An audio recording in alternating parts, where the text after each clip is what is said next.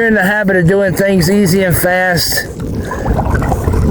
It kind of like helps you slow down and focus. It can almost be frustrating until you realize stop fighting yourself. Yeah, stop fighting yourself. Just go with the flow. Yep. And that's why it is somewhat pretty therapeutic.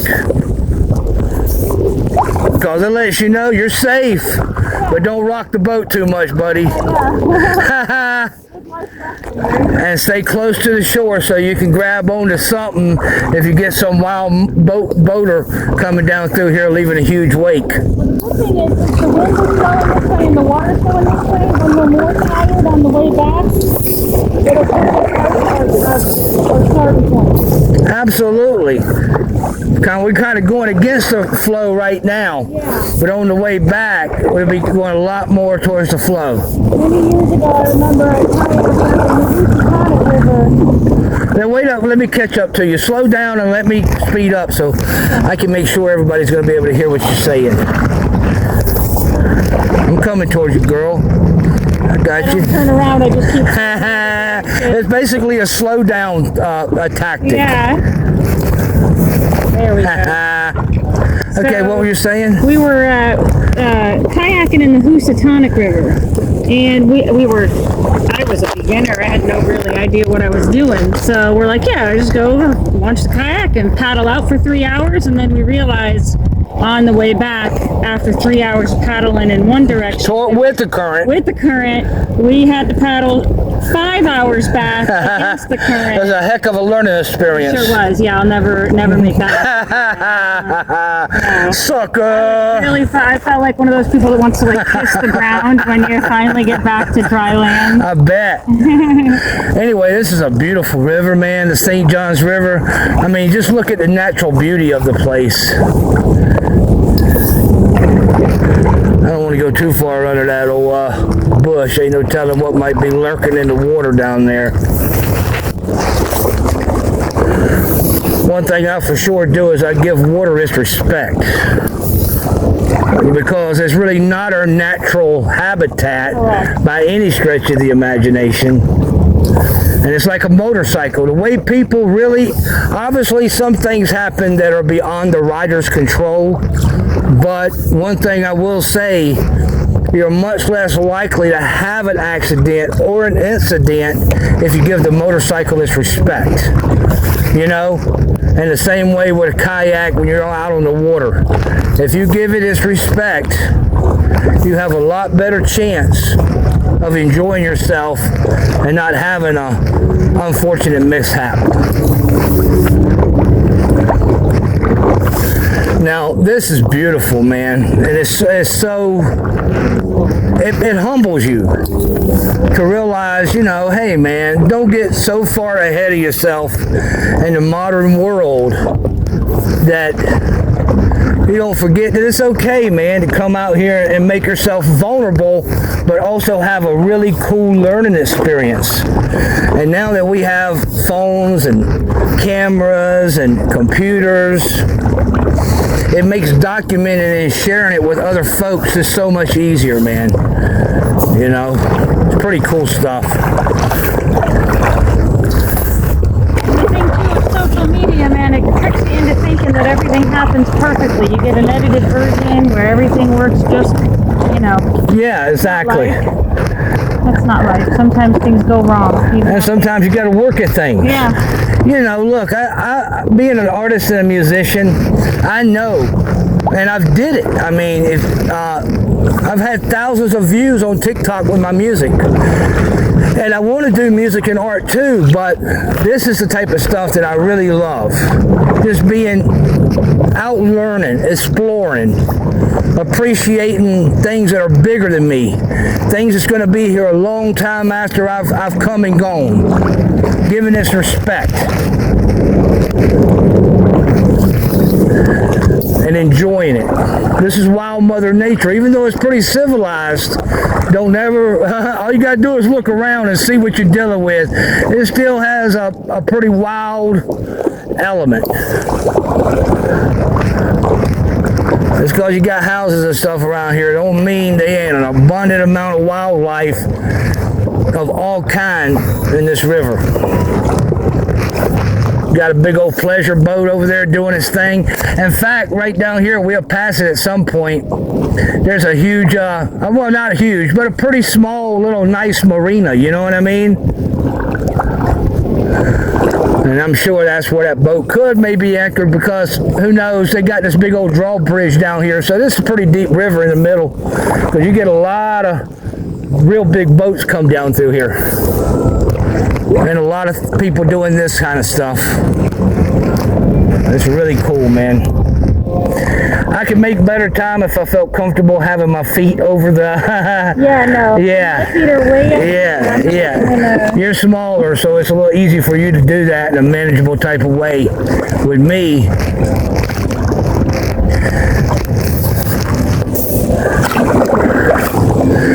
but this is really cool stuff, right? And I'm really glad that I can bring you guys along for the journey and the experience.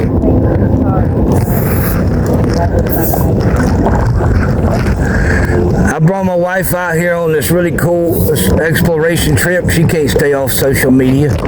Probably going to kids or somebody else or somebody at work or something. Won't surprise me none. She gets all kind of dings all the time on her days off. Because I'm very important people. Sucker! Very important people. I mean, you look at that little home they got going on there. Yeah. Right on the St. Johns River. Now, is that super cool or what? Up until hurricane season, yes. I agree. Yeah, but you know what, man? If you design it right where the water could come in and then go right back out, yeah, you're going to have a cleanup to do, but is it worth it to have that really cool... Oh, yeah. Look at that deck they got designed so they can walk up the deck. There's a sign there that says the bird's nest. Yeah, this is so cool, man. And this is where I live. And there's tributaries not very far from here. You'd really be off in the muck.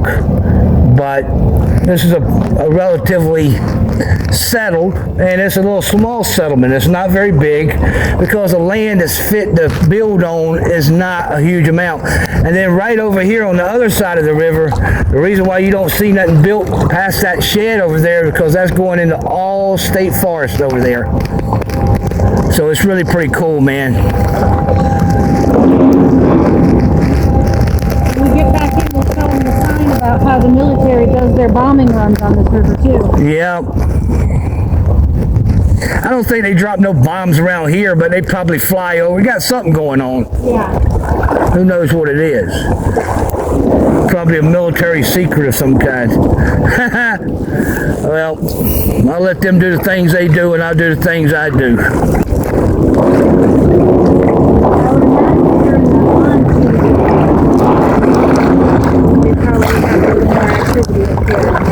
Oh yeah, I'm sure that's some kind of boat building business they got going on there.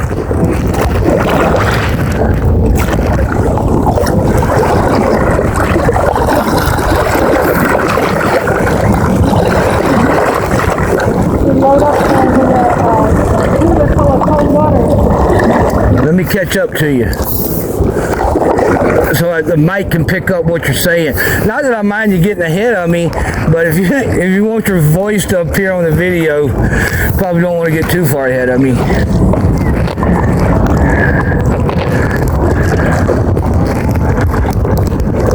I love Florida, man. That's really the reason why I decided to stay here, just for this type of lifestyle. Yep. Riding a motorcycle, boating.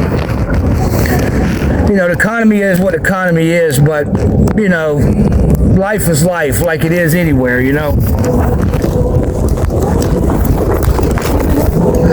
You know, so, let me see if I can. And let's not forget, it's October, and I'm wearing a tank top. It's October, like she said, and she's wearing a tank top, so I guess that means something, because in Connecticut you probably wouldn't be in the water wearing a tank top right now. Now, one thing about New England that is a lot of people kind of overlook because they think of New York City, and that's definitely, well, New York is not New England. That's where New England ends, is New York State. So New York is technically not New England, but it's right there by it, so it's kind of the same thing. And it feeds New England, you know what I mean? Well, you know what I mean. People do. come work. Adds the vibrancy, and a lot of people in New England work in the city. Yeah, you know what I mean. But when you get past New Haven, because that's like kind of like that's like where the train line ends is New Haven. The Metro North ends in New Haven. If you want to go any further, like up towards Boston or Hartford or anything like that, you got to get on the Amtrak. Yep. So when you get past New Haven, there's some very, very rural areas in Connecticut, and I think it's easy for people to say, New York, and but when you want to see some real redneck hillbillies, go to upstate New York and New England as a whole, because there's so much wildlife and so much nature up there, but it gets cold. You know, but you can use the cold to your benefit too. It's easy to track in the cold. It's easy to hunt in the cold because you got, you know, you can see exactly where the game trails are.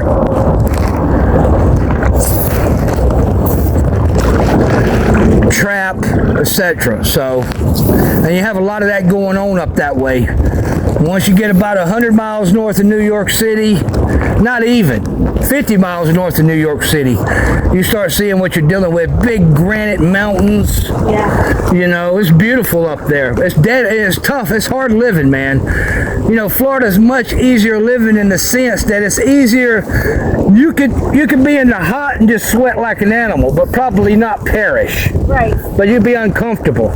But if up north, come wintertime, if you ain't got no way to heat yourself, you're in a serious jam. Yeah. You know what I mean? So now this looks like a responsible motorist here that's slowing down so he don't leave a big old wake in his path. Hey, I sure do appreciate that. Beautiful day.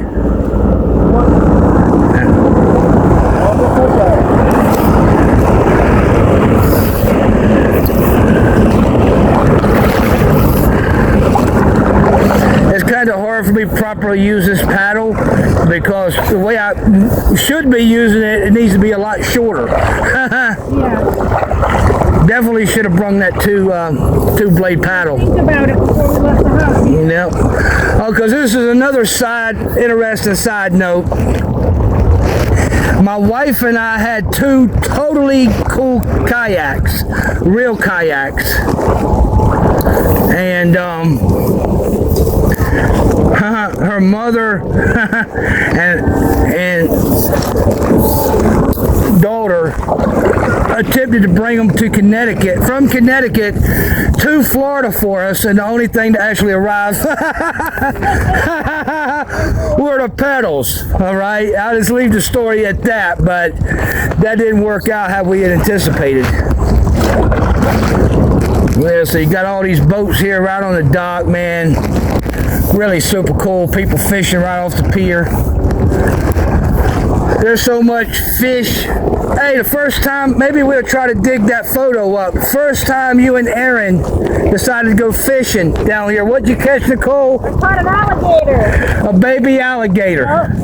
Right here in this river, about a half a mile on down, right? I thought I had broke the law. I thought I had broke the law. I went running to... As it turns out, it's not a big deal, right? Not a big deal. In fact, the hook is so little that the guy says it just rusts out of their mouth within. Yeah, the flesh will kind of force it right out. That's one of the beauties of fishing with a small hook as opposed to a big hook, because you can catch big fish with a small hook. You can't catch small fish with a big hook.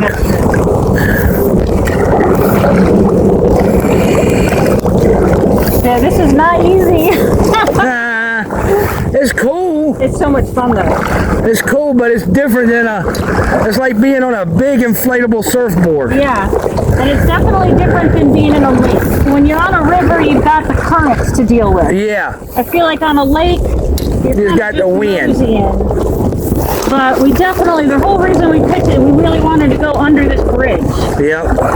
So there's a method to our madness. Making life difficult for ourselves. Although I have been known to do that too. You don't say. Once in a while. You don't My say. husband says I'm stubborn. Well, but I disagree. well, sometimes stubborn can be a good thing to a degree, you know, because it keeps you focused